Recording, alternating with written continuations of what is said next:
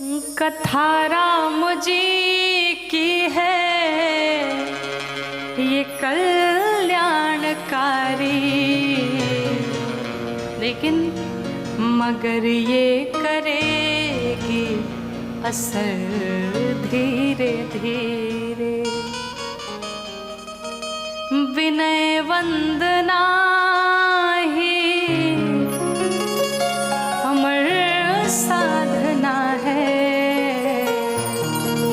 ये जो भीतर जहर फैला हुआ है उतारेगी सारा जहर धीरे धीरे। ये जो भीतर हमारे जहर फैला हुआ है सब धीरे धीरे उतारेगी। अब चाहेंगे कि एक ही दिन में सब हो जाए तो संभव नहीं है। जैसे हम लोग गाड़ी की सर्विसिंग कराने जाते हैं, क्यों जाते हैं भाई? गाड़ी सही से चले, इसीलिए ना। सब उसका ऑयल जो भी रहता है सब चेंज होता है, नया नया सब होता है। उसी प्रकार से इस शरीर को भी सर्विसिंग की ज़रूरत है। और यहाँ पर सर्विसिंग आज से स्टार्ट हुई, अगले 6 दिनों तक चलेगी। जिसको जिसको अपना सर्विसिंग कराना हो आकर के कथा में बैठ जाए। और 7 दिन के बाद यकीन मानिए बिल्कुल शांत महसूस करेंगे, देखेंगे गाड़ी बढ़िया चलने लगी। जितना हाइपरटेंशन, बीपी, ये वो जो भी है सब खत्म हो जाएगा। तो सर्विसिंग कराने आएंगे, आप भी आइए और दूसरों को भी लेके आइए। फ्री में सर्विसिंग चल रही है कोई कॉस्ट नहीं है। तो भगवान की कथा कल्याणकारी है। गोस्वामी जी ने इस श्री रामचरितमानस जी ग्रंथ की रचना की हम सभी के कल्याण के लिए। 7 कांड लिखे गोस्वामी जी ने, और उस 7 कांड से पहले 7 श्लोक लिखे। कहते हैं कि ये 7 कांड भगवान तक पहुंचने की 7 सीढ़ियां हैं। कि यही महारुचिरा सप्त सोपाना, ये 7 सीढ़ियां हैं। भगवान तक पहुंचना चाहें तो इसी से पहुंच सकते हैं। 7वां कांड है, उस कांड का नाम है उत्तर कांड। उत्तर कांड में कोई जीवन का ऐसा प्रश्न नहीं है जिसका उत्तर न मिल जाए, इसलिए उस कांड का नाम पड़ा उत्तर कांड। तो भगवान तक पहुंचना चाहते हैं तो ये 7 सीढ़ियां पकड़ना शुरू कर दीजिए।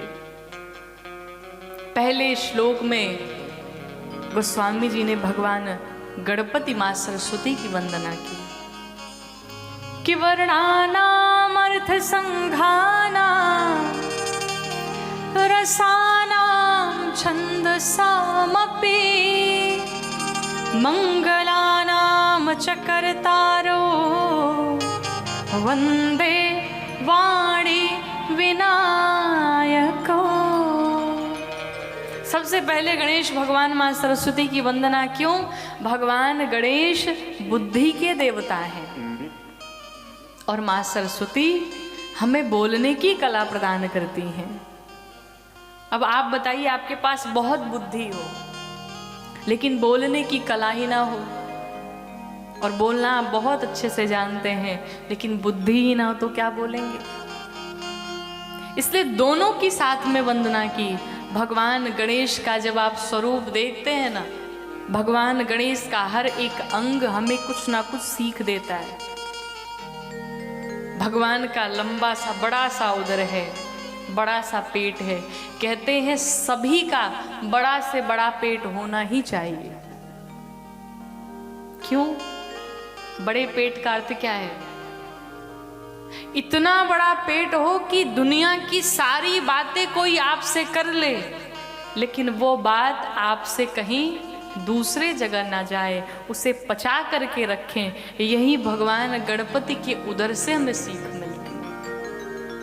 हम सबका भी बड़ा पेट होना चाहिए लेकिन होता नहीं है। अगर किसी ने कह दी भाई साहब ये बात किसी को बताना नहीं, तो हम तो रुकते नहीं, अब तो उसको तुरंत बताएंगे, पचती नहीं बात। तो भगवान गणपति का जो उदर है उसे हमें ये सीख मिलती है, कोई भी बातें सुनो उसे पचा करके रखो।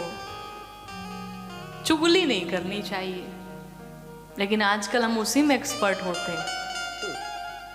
कथा में 3 घंटे अगर बैठना पड़े महाराज, तो चाय नाश्ता दाएं बाएं उठना बैठना सब हो जाता है। लेकिन अगर किसी की चुगली चल रही हो, किसी की निंदा चल रही हो, तो 3 घंटे क्या पूरी रात बैठ जाएंगे। आप तो बस बताते जाओ, उससे नहीं होगा। लोग सहयोग भी करते, हाँ मुझे भी पता है, हमने भी सुना है। बढ़िया बढ़िया बीच में गरम गरम चाय आएगी, फिर आगे क्या हुआ जरा बताना। कितना आनंद आता है। जितना आनंद लोगों को दूसरों की बुराई सुनने में आता, उतना कथा में नहीं आता है।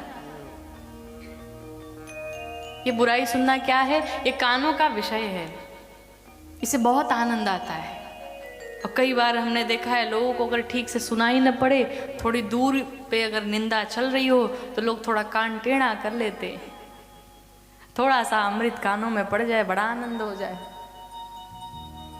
तो ये विषय है, जिह्वा का विषय है। अच्छे अच्छे भोग पाना। ठंडी का दिन अब आ रहा है, बीच में कहीं बारिश हो जाए, शाम के समय गरम गरम पकौड़े अगर बन जाते, कितना आनंद आता। बैठे हैं, पिज्जा अगर आ जाए तो बड़ा आनंद आ जाए। तो ये क्या है? ये सब विषय हैं। लेकिन जो आनंद भगवान की कथाओं में आना चाहिए, वो अधिकतर लोगों को कथाओं में नहीं आता। कई बार ऐसा होता है, हम कहते हैं हमारा मन नहीं लगता है। कोई बात नहीं, अगर कथाओं में मन ना भी लगे तो बिना मन के बैठो। आपको कोई इंटरेस्ट ना हो कथा सुनने में, फिर भी बैठो। और हम यकीन के साथ कहते हैं, बस एक दिन बैठ के देखो, दूसरे दिन कहना नहीं पड़ेगा, आप खुद चले आओगे, खुद चले आओगे। कहीं अगर सामने अग्नि जल रही हो, आग जल रही हो, उसकी तपिश जो अगल बगल खड़े होते हैं वहां तक पहुंचता है। उसी प्रकार से ये जो भगवान की कथा है ना, जो बैठे हैं उन तक तो पहुंचता है, जो दूर भी है, जिन्हें कोई इंटरेस्ट नहीं है, कोई मतलब नहीं है, उन तक भी ये कथा पहुंच जाती है। और एक ना एक दिन भगवान से प्रेम अवश्य हो जाएगा, मजबूर हो जाएंगे।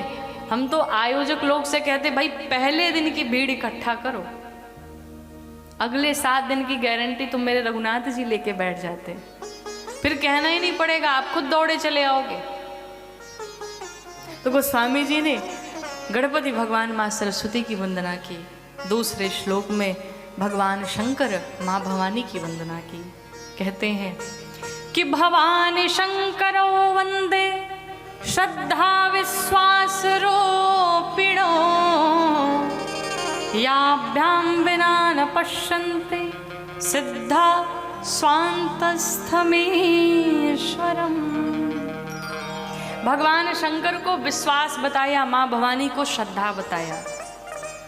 कहते हैं किसी भी कार्य को करने के लिए हमारे भीतर श्रद्धा के साथ साथ विश्वास का भी होना उतना ही आवश्यक है, और विश्वास के साथ साथ श्रद्धा का भी होना उतना ही आवश्यक है। हमें बस विश्वास होना चाहिए, और ये पूरा खेल विश्वास का ही होता है। वो चाहे कोई संबंध हो, चाहे दुनिया हो, कुछ भी हो, पहले हमें विश्वास होना चाहिए। भगवान पर भी हमें विश्वास होना चाहिए, लेकिन हमें विश्वास होता नहीं है। होता है क्या? नहीं होता ना। आप लोग बड़े ईमानदार हैं।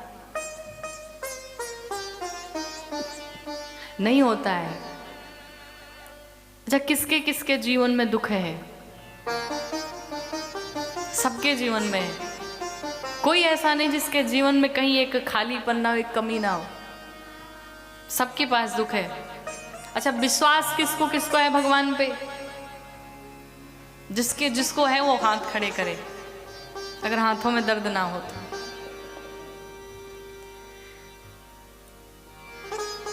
आपने कहा में विश्वास है, और एक तरफ आप कहते हैं दुख है। क्या ये दोनों चीजें संभव है? अच्छा, एक उदाहरण लीजिए।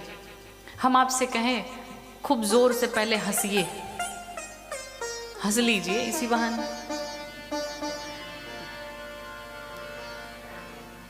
एक बार आपसे कहें अपने इस जो ये मुख है इसको ऐसे करिए, आप फुलाइए। अच्छा, अब दोनों क्रियाएं अगर साथ में कहें कि हंसना भी है और उस मुख को फुलाना भी है, कर पाएंगे क्या? पॉसिबल है? नहीं पॉसिबल है। तो जब ये पॉसिबल नहीं है तो वो भी पॉसिबल नहीं है। अगर आपके जीवन में विश्वास है भगवान के प्रति तो दुख नहीं आएगा, और अगर दुख है यानी विश्वास अभी कमजोर है। और जिस दिन विश्वास हो गया भगवान पे, मेरे रघुनाथ जी पे, फिर उस दिन दुख आएगा, ये तो निश्चित है। क्योंकि हमारे जो कर्म है, जो प्रारब्ध है, उसे तो हमें भुगतना ही है। दुख आएगा, लेकिन वो दुख कब आया कब गया कुछ पता भी नहीं चलेगा। ये भगवान पर विश्वास, अगाध विश्वास, अटूट विश्वास होना चाहिए। तो श्रद्धा के साथ साथ विश्वास का भी होना बहुत आवश्यक है। तीसरे श्लोक में गोस्वामी जी ने शिव रूपी गुरु की वंदना की कि वंदे बोधमयम नित्यम गुरुम शंकर रूपिणम यमाश्रितो हि वक्रोपि चंद्रः सर्वत्र वंदते। ऐसे शिवरूपी गुरु कैसे? जिसने टेढ़े चंद्रमा को भी पूरे संसार में वंदनीय बना दिया, पूजनीय बना दिया। ऐसे शिवरूपी गुरु को मैं बारंबार प्रणाम करता हूँ। भगवान शंकर को प्रणाम किया। चौथे श्लोक में वाल्मीकि जी की वंदना की, श्री हनुमान जी महाराज की वंदना की। पांचवें श्लोक में श्री सीता जी की वंदना की। छठे श्लोक में भगवान श्री रामचंद्र की वंदना की। और सातवें श्लोक में बताया इस ग्रंथ की हमने रचना कैसे की। नाना पुराण निगमागम सम्मतम यदा रामायणे निगदितं क्वचिदन्यतोऽपि स्वान्तः सुखाय तुलसी रघुनाथ गाथा और भाषा निबंध मति मंजुल मातनोति। नाना पुराण अर्थात 4 वेद, 4 उपवेद, 6 शास्त्र, 11 प्राप्त उपनिषद, 18 पुराण, 18 उपपुराण, संसार में रामायण, शतकोटि अपारा जितने ग्रंथ लिखे गए, गोस्वामी जी कहते हैं उन सभी ग्रंथों का सार हमने इस श्री रामचरितमानस जी में रखा। सार मतलब समझते हैं ना, वो न समझिएगा जो ससुराल वाले सार होते हैं। सार का मतलब है, जैसे आप हिंदी की किताब जब पढ़ते हैं तो लिखा रहता है पूरी कहानी के बाद सारांश। इंग्लिश की बुक अगर पढ़ते हैं उसमें लिखा रहता है मोरल ऑफ द स्टोरी, अर्थात उस पूरी कथा का सार उसमें बताया गया। उसी प्रकार इस श्री रामचरितमानस जी ग्रंथ में सभी ग्रंथों का सार लिखा।